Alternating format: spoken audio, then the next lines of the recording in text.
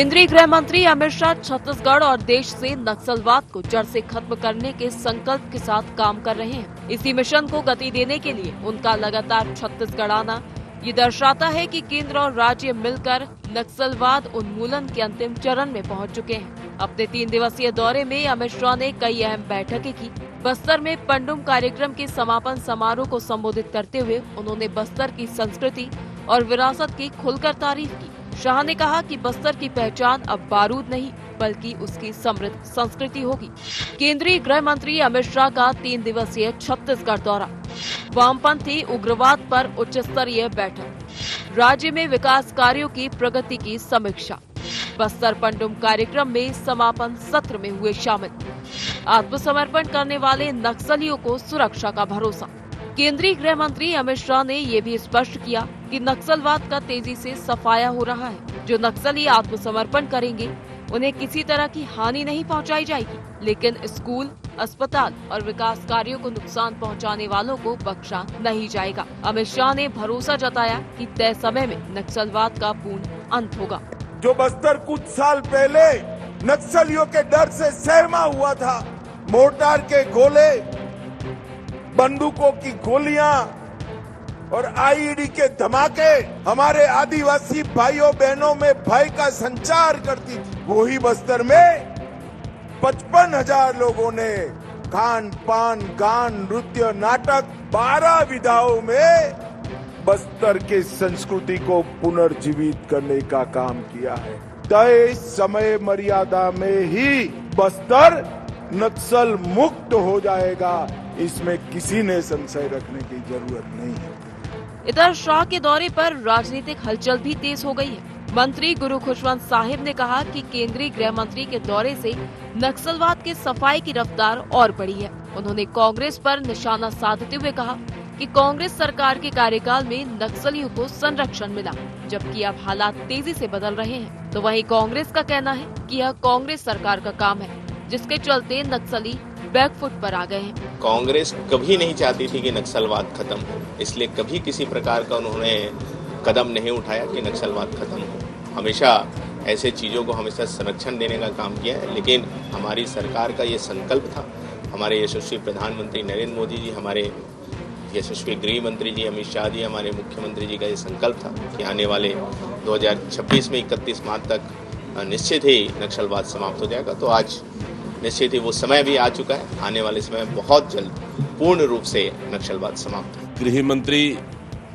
अमित शाह जी का बयान है वो बेहद ही आपत्तिजनक बयान है। उन्हें पता होना चाहिए कि जब पिछले 2018-19 से लेकर 23 तक कांग्रेस की सरकार थी छत्तीसगढ़ में, कांग्रेस की सरकार में नक्सलियों के खिलाफ बेहतर और मजबूती के साथ छत्तीसगढ़ में अभियान चलाया है। कुल मिलाकर केंद्रीय गृह मंत्री अमित शाह का यह छत्तीसगढ़ दौरा सुरक्षा, विकास और नक्सलवाद उन्मूलन तीनों मोर्चों पर सरकार की रणनीति को साफ तौर पर सामने रखता है। एक ओर केंद्र और राज्य सरकार नक्सलवाद के खिलाफ निर्णायक कार्रवाई का दावा कर रही है, तो वहीं दूसरी ओर इस मुद्दे पर सियासी बयानबाजी भी तेज हो गई है। आने वाले समय में जमीनी हालात किस हद तक बदलते हैं, ये तो वक्त ही बताएगा। रायपुर से गौरव सिंह की रिपोर्ट।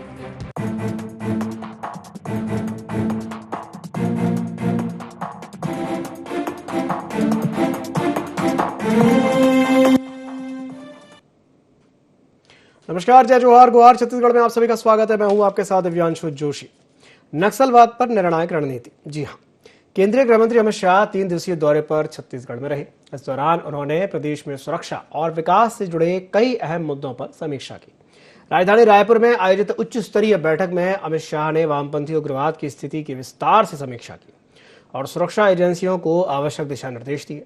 दौरे के दौरान केंद्रीय गृह मंत्री बस्तर भी पहुंचे, जहां उन्होंने पंडुम कार्यक्रम के समापन सत्र में भी शिरकत की। कार्यक्रम को संबोधित करते हुए अमित शाह ने दोहराया कि केंद्र सरकार नक्सलवाद के खात्मे को लेकर के पूरी तरह से प्रतिबद्ध है और देश जल्द ही नक्सलवाद से मुक्त हो जाएगा। तो वहीं केंद्रीय गृह मंत्री के लगातार छत्तीसगढ़ दौरे को लेकर के प्रदेश की राजनीति में भी हलचल तेज हो गई है। आज इसी विषय को लेकर के हम चर्चा करेंगे, लेकिन चर्चा करने से पहले जान लेते हैं क्या है आज के गुहार पॉइंट्स। केंद्रीय गृह मंत्री अमित शाह के दौरे के क्या है मायने? प्रदेश में किसके कार्यकाल में कमजोर हुआ नक्सलवाद?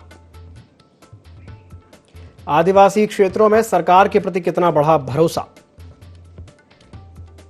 नक्सलवाद को लेकर के सरकार के दावों में कितना दम। तो चलिए इन कुछ पॉइंट्स को लेकर के चर्चा को विस्तार देते हैं। कुछ खास मेहमान हमारे साथ चर्चा में शामिल हो रहे हैं। हमारे साथ चर्चा में जुड़ रहे हैं अमित श्रीवास्तव जी, प्रवक्ता हैं छत्तीसगढ़ कांग्रेस के। अमित जी स्वागत है आपका। हमारे साथ जुड़ रहे हैं अनिल पुसदकर जी, वरिष्ठ पत्रकार हैं। अनिल जी आपका भी बहुत बहुत स्वागत है हमारे साथ चर्चा में। तो आप दोनों मेहमानों के साथ चर्चा को आगे बढ़ाते हैं। चलिए शुरुआत अनिल जी मैं आपसे ही करता हूं। अनिल जी, पहला सवाल वही है कि भाई अमित शाह का ये जो दौरा काफ़ी अहम दौरा रहा है और पूछ हम ये रहे कि भाई इसके क्या मायने हैं, और मैं आपसे जानना चाहूंगा कि आप उनके इस दौरे को कैसे देखते हैं, क्या कहेंगे अनिल जी। नहीं, देखिए दिव्यांशु, ये जो अमित शाह जी का दौरा था केंद्रीय गृह मंत्री का, ये पहला दौरा नहीं था। वे लगातार दौरा कर रहे हैं और इलेक्शन से पहले ही, जो हमारे विधानसभा के चुनाव हुए थे उससे पहले ही, वो जो प्री इलेक्शन उनका अनाउंसमेंट था कि हम 2026 तक जो है, मार्च 2026 तक नक्सलवाद को प्रदेश से खत्म कर देंगे। तो उस सिलसिले में उन्होंने लगातार दौरे किए। आप देख लीजिए कि इतने फ्रिक्वेंटली कोई भी गृह मंत्री देश का कभी बस्तर जैसे नक्सल क्षेत्र में नहीं आया। दूसरी बात यह है कि उन्होंने यहां आकर भी जो है पंडुम कार्यक्रम का जो समापन समारोह में संबोधित किया लोगों को, उसमें जो प्रमुख बात थी तो वो यही थी कि बस्तर को अब विकास के नाम से जाना जाएगा, बस्तर को अब बारूद के नाम से नहीं पहचाना जाएगा। फिर यहाँ रायपुर में भी, जो नया रायपुर में उन्होंने जो बैठक दी बड़ी सुरक्षा समिति की, वो भी बड़ी महत्वपूर्ण बैठक थी। और जिस तरह से इस सरकार में, विष्णुदेव साय सरकार में नक्सलियों का न्यूट्रलाइजेशन हो रहा है, नक्सलियों के खिलाफ जो काउंटर एक्शन हो रहा है, नक्सलियों के खिलाफ जिस तरह से जो उनको ट्रैप किया जा रहा है, वो बिल्कुल उल्टी स्थिति बता रहा है। इससे पहले ऐसा होता था कि नक्सली ट्रैप बिछाते थे और नक्सली के ट्रैप में जो है, चाहे वो आईईडी ब्लास्ट हो, चाहे बूबी ट्रैप हो, चाहे जो उनका जो भी तरीका हो, उसमें हमारे जवान फंसते थे और वो डबल फिगर में शहीद होते थे। लेकिन इस सरकार में जो है ऐसी कोई बड़ी वारदात नहीं हुई, लेकिन हाँ, नक्सली जरूर डबल फिगर में न्यूट्रलाइज होते जा रहे हैं। देखिए दिव्यांशु, एक बात समझना होगा कि किस सरकारें अपना दावा सभी करती, कांग्रेस भी दावा कर रही कि हमारे समय में ठीक काम हुआ। तो ऐसा नहीं है कि कोई सरकार नक्सलियों को पाल पोस रही थी, नक्सलियों के खिलाफ कार्रवाई सभी करते थे। लेकिन जिस दृढ़ इच्छा शक्ति से और जिस जो बोलना चाहिए कि हमने दावे के साथ जो डेडलाइन देकर जो काम किया है, वो पहली बार होता दिख रहा है। और सबसे महत्वपूर्ण तथ्य जो होता है नक्सलवाद में, जो नक्सल वारफेयर का सबसे इंपॉर्टेंट एलिमेंट होता है, वो होता है लोकल सपोर्ट। अगर लोकल सपोर्ट नहीं है किसी भी मूवमेंट को, तो वो मूवमेंट कभी आगे नहीं जा सकता, चाहे वो लेफ्ट विंग एक्सट्रीमिस्ट का क्यों ना हो। और इस सरकार में जो लोकल सपोर्ट है, वो लोकल जो LWE, local left wing extremist के साथ से हट गया। इसलिए उनको आज ना उनको सपोर्ट मिल रहा है लोकल, ना उनको जो है भर्ती में लोग मिल रहे हैं, और ना उनको कहीं पे सूचनाएं मिल रही है। सूचना तंत्र अचानक उनका कोलैप्स कैसे हुआ? इससे पहले जो है पुलिस के मूवमेंट की पल पल की जानकारी नक्सलियों को होती थी। आज नक्सलियों के मूवमेंट की पल पल की जानकारी अगर पुलिस को हो रही है, तब इसका मतलब यह है कि लोकल सपोर्ट उनका खत्म हुआ है, लोकल सपोर्ट पुलिस को मिला है। और लोकल सपोर्ट खत्म होने के पीछे जो मेजर रीजन है, वो है डेवलपमेंट बस्तर में पहुंचा है, इसलिए लोकल सपोर्ट खत्म हुआ। लोकल सपोर्ट खत्म होने से नक्सलियों की रीढ़ की हड्डी टूट गई। उनको अब जो है भर्ती के लिए नौजवान नहीं मिल रहे और नक्सलवाद खात्मे की ओर बढ़ रहा है। जी दिव्यांशु। चलिए ठीक। शताब्दी जी भी हमारे साथ जुड़ गए। शताब्दी जी स्वागत है आपका। चलिए ठीक है, शताब्दी जी तक शायद हमारी आवाज नहीं पहुंच रही। अमित जी हमारे साथ जुड़े हो। अमित जी, आवाज मेरी पहुंच रही है आप तक? जी आ रही है। जी स्वागत है आपका। चलिए, जो बात अभी अनिल जी कह रहे थे और जो बीजेपी के तमाम नेता भी ये बात कह रहे हैं कि भाई जो चीज अभी तक नहीं हुई वो होते हुए दिख रही है, कैसे देखते हैं आप इसे, क्या कहेंगे अमित जी? मुझे ऐसा लगता है कि कुछ विषय जो हैं जी, वो राजनीति से परे होना चाहिए, क्योंकि आपको याद होगा 2023 में 5 अप्रैल को देश के गृह मंत्री जी रायपुर में उन्होंने कहा था कि सभी सरकारें काम करती हैं और कांग्रेस सरकार भी अच्छा काम कर रही है। और आज ये स्टेटमेंट देना, तो मुझे लगता है कि कहीं ना कहीं ये स्टेटमेंट कि बस्तर में कांग्रेस ने नक्सलियों का सहयोग किया, ना केवल गैर जिम्मेदाराना बयान है निश्चित तौर पे, बल्कि उनकी लंबी राजनीतिक नाकामी को छुपाने पर उसमें पर्दा डालने की भी कोशिश है। हमें ऐसा लगता है और जनता को भी ऐसा लगता है। सीधा सवाल, कहीं इधर उधर की बात नहीं, मैं सीधा सवाल करना चाहता हूं। मेरी बड़ी बहन बैठी है, वो जवाब दे, भाजपा की सम्मानित प्रवक्ता शताब्दी दीदी। इतने गंभीर अगर आप आरोप लगा रहे हैं तो प्रमाण भी आपको देना होगा। प्रमाण कहाँ है ये भी गृह मंत्री जी को बताना चाहिए, और अगर प्रमाण नहीं है तो देश के गृह मंत्री क्या ऐसे ही सवालों को हवा में उछाल रहे हैं, ये भी एक प्रश्न है। और मैं तो बिल्कुल बड़ी विनम्रता के साथ दीदी से पूछना चाहता हूं कि अभी 12 सालों से केंद्र में आपकी सरकार है, 15 साल पहले भी आपकी सरकार थी, मतलब दो डबल इंजन सरकार जो 14 से 18 तक आपके पास थी, उसके बाद भी नक्सलवाद का खात्मा क्यों नहीं हुआ? ये तो विफलता आपकी है। और रही बात, मैं दिव्यांशु जी कहना चाहता हूं कि इल्जाम लगाना किसी पर भी बहुत आसान है, उसका जवाब देना बहुत कठिन होता है। और 12 साल से जिसके हाथ में ताला हो, फिर दरवाजा क्यों नहीं खुला, ये भी एक प्रश्न है। मतलब कहीं ना कहीं अपनी आप जो, या तो मैं बड़ी विनम्रता के साथ कहना चाहता हूं, बड़ी हमें खुशी होती कि राम के ननिहाल में, प्रभु श्री राम के ननिहाल में, कौशल्या जी के धाम में देश के गृह मंत्री आते, हमें खुशी होती कि वो गैर राजनीतिक बयान देते और ये कह के जाते कि हम पूरे लोग, छत्तीसगढ़ के 103 करोड़ लोग और 140 करोड़ हिंदुस्तानी जो हमारे हैं, हम सब चाहते हैं कि छत्तीसगढ़ से नक्सलवाद खत्म हो, और हम सब उसका प्रयास कर रहे हैं क्योंकि एक सामूहिक प्रयास होना चाहिए। लेकिन इधर आके नेतागिरी की बात करना, ठीक है, राजनीतिक पार्टी के हम सदस्य जरूर हैं, लेकिन मुझे लगता है कि कुछ विषय जो वाकई बहुत गंभीर विषय है उस पे ये आरोप नहीं लगाना चाहिए। और मैं बड़ी विनम्रता के साथ ऐसा लॉयर पूछना भी उनसे चाहता हूं कि अगर आपने किसी पे आरोप लगाया है तो आपको बताना होगा कि किस एजेंसी ने ऐसा कहा है, आपको प्रमाण देना पड़ेगा। दूसरा, किसी अदालत ने कहा है, ये भी आपको बताना पड़ेगा, या वो फाइल दिखाना पड़ेगा जिसमें ये सारा कुछ है। और अगर आपके पास ये तीनों नहीं है तो मैं बड़ी विनम्रता के साथ उनसे कहता हूं कि छत्तीसगढ़ की फिजा छोड़ने से पहले छत्तीसगढ़ की जनता से माफी भी मांग के जाए। चलिए, ठीक है, ठीक है। शताब्दी जी, क्या आपको मेरी आवाज पहुंच रही है? शताब्दी जी, क्या आप मेरी आवाज सुन पा रही हैं? लगता है शताब्दी जी से हमारा संपर्क अभी नहीं हो पाया है। चलिए, कोई बात नहीं। अनिल जी हमारे साथ जुड़े हुए हैं, मैं अनिल जी के पास यही जो आपके सवाल है उन्हें लेकर के जाना चाहूंगा। अनिल जी, क्या आप मेरी आवाज सुन पा रहे हैं? ये शायद म्यूट है आपका। जी जी जी जी, नहीं, अनिल जी तक तो आवाज पहुंच रही है, शताब्दी जी तक आवाज नहीं पहुंच पा रही है, शायद किसी तकनीकी वजह से। कोई बात नहीं, चलिए, जब वो आ जाएंगे तब उनसे सवाल जवाब ले लेंगे। जी अनिल जी, अगर आप कुछ टिप्पणी करना चाहें तो अमित जी की बात पर। जी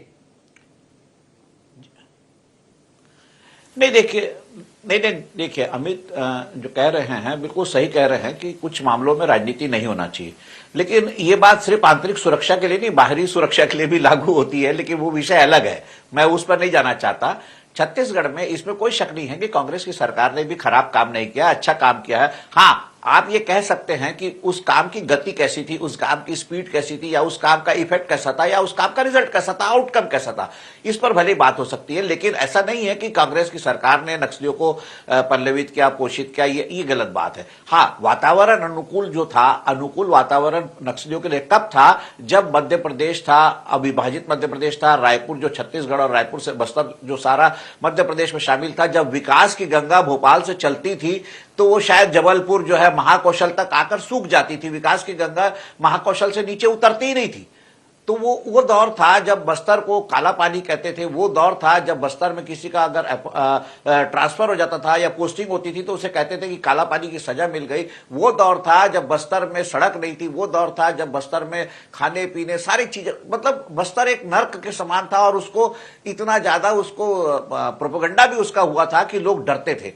तो उस दौर में जो है अन्याय शोषण की बात कहकर नक्सलियों को वहां पर जड़ जमाने का मौका मिला, तो वो अनुकूल वातावरण उस समय भाजपा की सरकार नहीं थी। उस समय किसकी सरकार थी इससे भी कोई मतलब नहीं, उस समय यह था कि विकास वहां पहुंचा ही नहीं था। उसका कारण था राजनीतिक द्वेष। जिस समय शुक्ल बंधुओं को, यहाँ के जो छत्तीसगढ़ के जो बड़े नेता थे, श्यामाचरण शुक्ल, विद्याचरण शुक्ल, उनको गुटी राजनीति के तहत उनके इलाके को जो है सूखा रखने की जो राजनीति थी उसके तहत वहां पर जो फले फूले, और उसको आप ये नहीं कह सकते कि कांग्रेस के जमाने में उनको फला फूले हैं और या उनको संरक्षित किया गया। कांग्रेस के जमाने में भी काम हुआ है। अगर ऐसा नहीं होता तो गृह मंत्री खुद जो है जब भूपेश बघेल की सरकार थी तो आकर उन्होंने तो सर्टिफाई किया था, भूपेश बघेल की सरकार ने अच्छा काम किया। ये राजनीतिक बयान है, और राजनीतिक बयान अपने नफे नुकसान के लिए दिया जाता है, लेकिन कुछ चीजों को राजनीति से अलग रखना चाहिए। मैं इस बात से अहमद से सहमत हूं, और ये सबसे बड़ी बात यह है कि चाहे राजनीति से परे रखे या ना रखे, ये छत्तीसगढ़ के लिए बहुत बड़ी उपलब्धि है कि छत्तीसगढ़ हमारा अब जो है लाल बस्तर जो है लाल आतंक से मुक्त होकर फिर से हरा भरा होने जा रहा है, फिर से स्वर्ग भरा होने जा रहा है। ये हमारे लिए बड़ी उपलब्धि। बिल्कुल सही कहा आपने। शताब्दी जी, क्या आपको मेरी आवाज पहुंच रही है? जी जी, आ रही है, आपकी आवाज आ रही है। जी जी, आप कुछ कहना चाह रही थी, जी बोलिए। जी बस मैं यही कह रही हूँ कि ये जो बातचीत अभी चल रही थी, निश्चित रूप से पत्रकार महोदय ने निष्पक्ष अपनी टिप्पणी रखी होगी, लेकिन कांग्रेस के प्रवक्ता का ये कहना कि हमारे केंद्रीय गृह मंत्री जी ने जो भी कुछ कहा है वो गलत कहा है। मेरा ऐसा कहना है कि बस्तर अब अफवाहों से नहीं, विकास और मजबूती से और कानून से और सख्त कानून से चलेगा, क्योंकि जितनी सख्ती भारतीय जनता पार्टी की सरकार के समय अपनाई गई है और जितने रोजगार की गंगा बहाई जा रही है, जिस प्रकार से विकास का मॉडल लाया जा रहा है, आज उसी का परिणाम है कि जनता का सहयोग मिल रहा है हमारे जवानों को।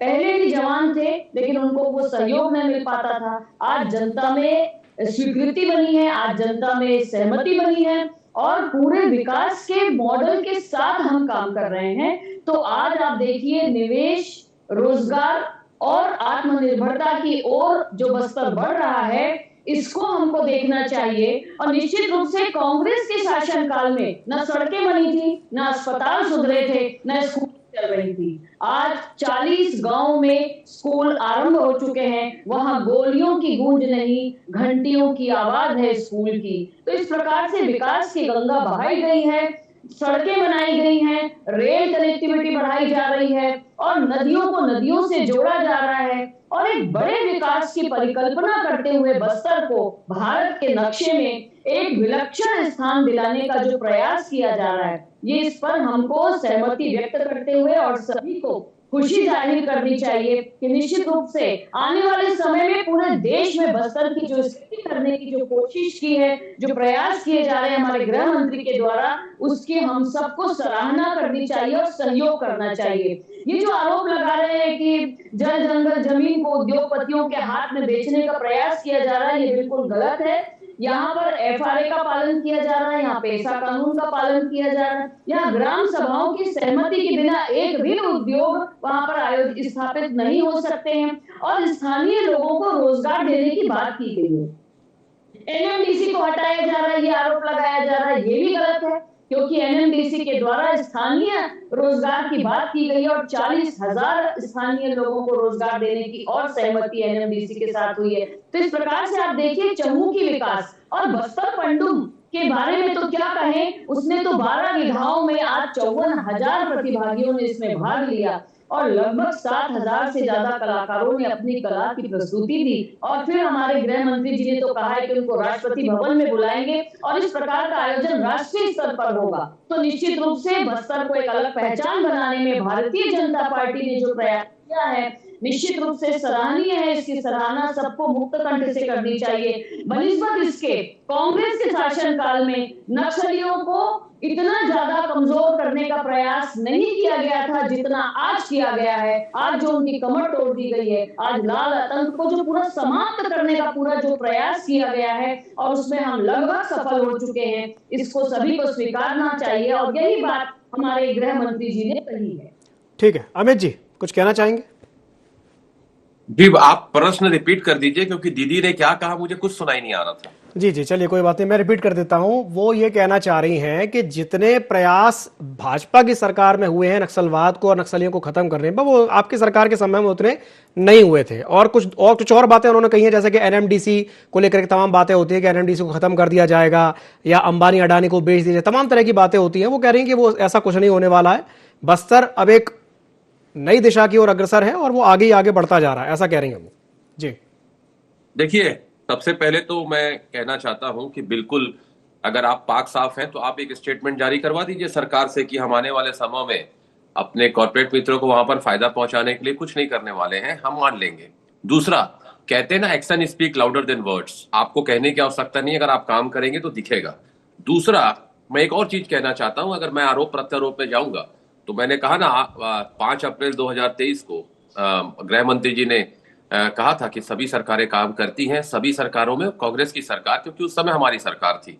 दूसरा, अगर मैं प्रश्न उठाने पे जाऊंगा तो उन्होंने भी कहा था कि नक्सली हमारे भाई होते हैं, तो हमने भी उस समय कहा था कि कम से कम शहीदों के अपमान मत करिए, शहीदों के खून का सौदा मत करिए, उनका अपमान मत करिए, ऐसा कह के। मैं फिर कहना चाहता हूं आपको कि मैंने कहा ना कि कुछ सब्जेक्ट राजनीति से परे होना चाहिए, राष्ट्रीय समस्या है। और 1967 से चाहे नक्सलवाड़ी से जो समस्या चालू हुई थी और उसके बाद सभी सरकारों ने काम किया है। मैं आपको बताना चाहता हूं, आदरणीय देश के गृह राज्य मंत्री नित्यानंद राय जी ने भी लोकसभा में कहा था कि 244 जिलों में ये समस्या हो गई थी।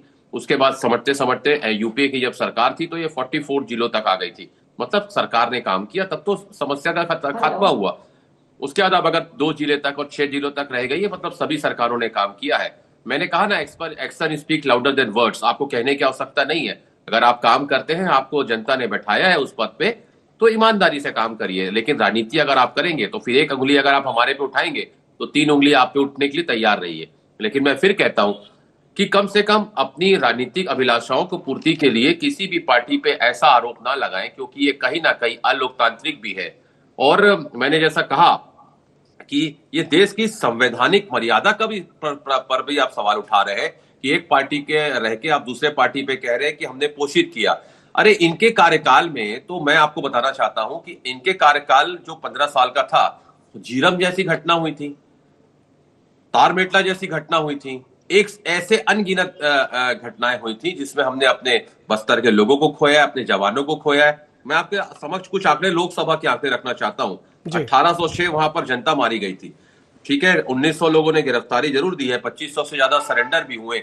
लेकिन मैंने कहा ना, हर सरकारें काम करती हैं और इन्होंने, अब मैं उस पे जाऊंगा राजनीति पे, तो बहुत सारे स्कूल इन्होंने बंद किया था। मैंने कहा ना कि राजनीति का विषय नहीं है। हमने उस स्कूल को रीओपन किया था, विकास, विश्वास, सुरक्षा को मापदंड मान के हमने काम किया था। हमने टाटा स्टील की जमीन वहां पर आदिवासियों को लौटाई थी। और मैं आपको बता दूं, आज जल जंगल जमीन के जो असली हकदार है ना दिव्यांशु जी, जल जंगल जमीन उनके लिए वहां ईश्वर बसता है और नदी उनकी माँ होती है, जंगल उनका घर वो मानते हैं, और धरती उनके लिए स्वर्ग होती है, उससे वो पूजा करते हैं।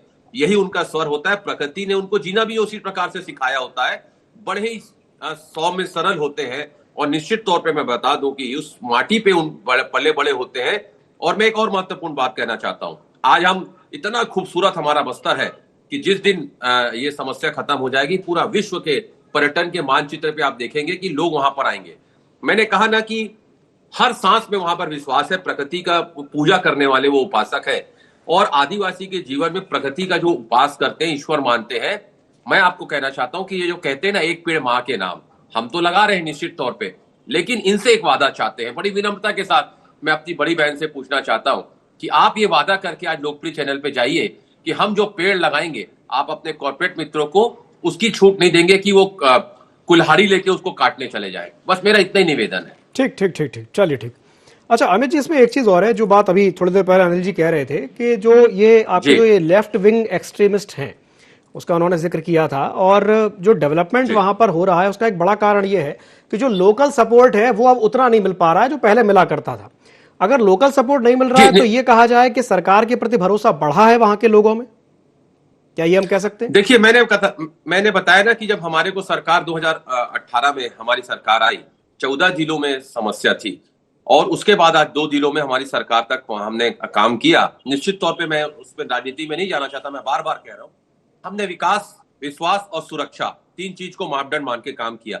जब हमने जमीनें लौटाई, उन पे विश्वास आया, अरे तो हमारी अपनी सरकार है, उनको विश्वास आया। जब हमने अंतिम पंक्ति में बैठे व्यक्ति को स्वास्थ्य लाभ दिया, उनके बच्चों के लिए स्कूल को रीओपन किया, उन्हें विश्वास हुआ, उनको विकास दिखा। जब रोड बनी, इंफ्रास्ट्रक्चर पे काम चालू हुए, वहां पर मोबाइल टावर लगे और उनको लगा कि नहीं, ये तो हमारी अपनी सरकार है, तो जो लोग, रोजगार उनको मिलना चालू हुआ। तो जो लोग वहां पर लोकलाइट लोग हैं, जो लोकल बच्चे हैं, लोकल युवा हैं, जो कभी ना कभी उनसे प्रभावित हो जाते थे, वो उनको लगा कि नहीं, अब हमारी सरकार है। और जैसा आदरणीय अनिल भैया ने कहा कि अब अगर लोकल सपोर्ट वहां पर हमारे को समय में मिलना चालू हुआ, तो मैंने कहा ना कि कई सारे हमने वहां पर सेंटर्स खोले, कई सारे वहां पर डेवलपमेंट के काम हुए, वहां पर कई सारे कैंप्स खोले गए, ऐसी जगह पे कैंप खोले गए जहां पर उनका नेटवर्क ध्वस्त हुआ और उसके बाद वहां पर लोकल लोग हमारे साथ जुड़े और उसमें एक विश्वास का वातावरण बना। और निश्चित तौर पे उसके बाद जो डेवलपमेंट वहां पर हो रहा है। और मैं एक ही चीज कहना चाहता हूं, मैंने कहा ना कि 12 सालों से आपकी सरकार है, 15 साल छत्तीसगढ़ में आपकी सरकार रही, 25 सालों में 18 साल आपकी सरकार रही है। अगर हमारे ये 5 और वहां 3 साल, मतलब 17 साल आपकी सरकार अभी वहां पर 25 सालों में रह चुकी है, तो आपने क्या किया, फिर वो भी प्रश्न उठेगा। लेकिन मैंने कहा ना, हम सबको मिलकर इस समस्या से लड़ना है, छोटी सी एक प्रतिक्रिया ले लेता हूं, लाना है, हम सब चाहते हैं। देखिए, मैं भी वही चाहता हूं, आदरणीय अनिल भैया भी वही चाहते हैं, बिल्कुल बिल्कुल, हम भी वही चाहते हैं, मेरी दीदी भी वही चाहती है कि वहां पर शांति स्थापित हो। हम सबका काम है कि वहां कैसे शांति स्थापित हो, हम उस पर पॉजिटिव चर्चा करें, ना कि राजनीतिक आरोप। ठीक है, शताब्दी जी कुछ कहना चाहेंगे आप? जी, बस मैं यही कहना चाहूंगी कि आज बस्तर में जो उद्योग आ रहे हैं वे लूटने के लिए नहीं, बल्कि वहां की अर्थव्यवस्था को मजबूत करने के लिए आ रहे हैं। और मेरा ऐसा कहना है, किसी प्रकार की भ्रम की राजनीति न करते हुए विश्वास बनाए रखें।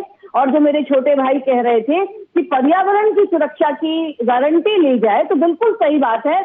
आने वाले समय में इसको ध्यान रखा जाएगा कि पर्यावरण से संबंधित स्वीकृति हो, ग्राम सभा की प्रक्रिया से पारित हो, FRA और पेशा कानून की बात मैंने पहले ही कही। तो इन सबका ध्यान रख के ही यहाँ पर उद्योगों को सारी अनुमति दी जा रही है। और फिर मैं कहूँ कि ये जो नीति है, जिस नीति के तहत इन उद्योगों को अनुमति दी जा रही है, ये तो कांग्रेस शासन के समय ही बनी हुई नीति है, उसमें कोई बदलाव नहीं किया गया है। इसमें किसी प्रकार की शंका कुशंका ये न करे, अपनी ही नीति पर प्रश्न न उठाएं।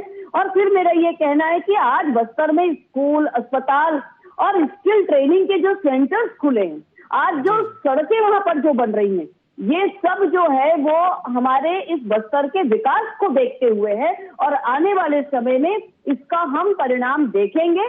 बस्तर दिख नहीं रहा, बल्कि बस्तर बन रहा है। इतना ही मैं कहना चाहती हूँ। इसे विश्वास के साथ हमको इस माओवाद को खत्म करने के लिए आगे बढ़ना चाहिए। लाल आतंक को खत्म करने में अपना योगदान देना चाहिए, चाहे राजनीतिक पार्टी के रूप में और चाहे हम आम जनता के रूप में। ठीक है, समय की बाध्यता के चलते चर्चा को यहाँ समाप्त करना चाहूंगा। बहुत बहुत धन्यवाद आप तीनों मेहमानों का हमारे साथ जुड़ने के लिए और चर्चा में शामिल होने के लिए। तो बात सिर्फ इतनी सी है कि जो वादा किया गया था, मार्च की जो डेडलाइन दी गई थी, वो पूरी होती है कि नहीं, ये तो आने वाला समय बताएगा। लेकिन हाँ, पूरी संभावना दिख रही है कि जो लाल आतंक जो कभी बस्तर के लिए एक नासूर बन चुका था, अब धीरे धीरे समाप्ति की ओर है और जो हमारा बस्तर है वापस एक बार हरा भरा हो जाएगा और सब कुछ धीरे धीरे अच्छा ही अच्छा होगा। चलिए, गुहार छत्तीसगढ़ में फिलहाल के लिए इतना ही। मुझे दीजिए इजाजत और आप बने रहिए ID24 के साथ। नमस्कार।